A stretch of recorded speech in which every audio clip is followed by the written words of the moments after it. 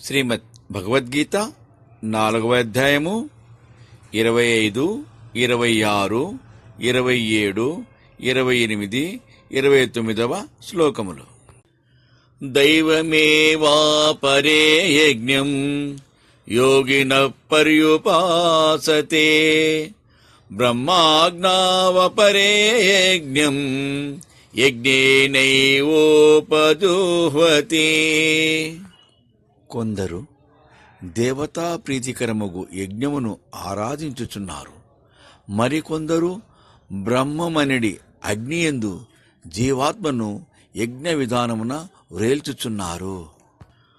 శ్రోత్రాదీనింద్రియాణ్యన్యే సంయమాగ్నిషు జుహ్వతి శబ్దాదీన్ విషయానన్యా ఇంద్రియాగ్నిషు జుహ్వతి.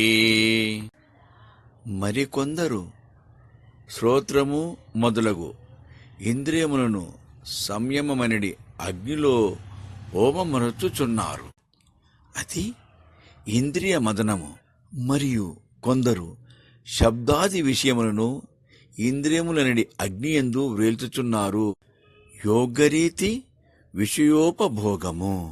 సర్వాణీంద్రియకర్మాణి ప్రాణకర్మాణి చాపరే ఆత్మసంయమయోగాగ్నౌ జుహ్వతి జ్ఞానదీపితే.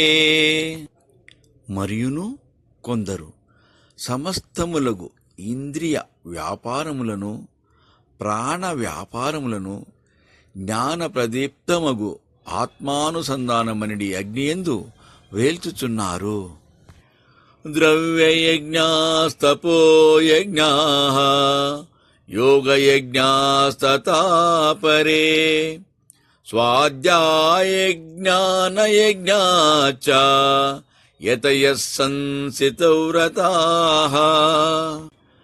పట్టుదలతో కఠోర వ్రతములను పాలించెడి సాధకులు పలువురు ద్రవ్య యజ్ఞములను, తపోయజ్ఞములను, యోగ యజ్ఞములను, స్వాధ్యాయ యజ్ఞములను, జ్ఞాన యజ్ఞములను అనుష్ఠించుచున్నారు. అపానే జుహ్వతి ప్రాణం ప్రాణే పానం తథా పరే ప్రాణాపానగతిరుద్ధ్వా ప్రాణాయామపరాయణాః.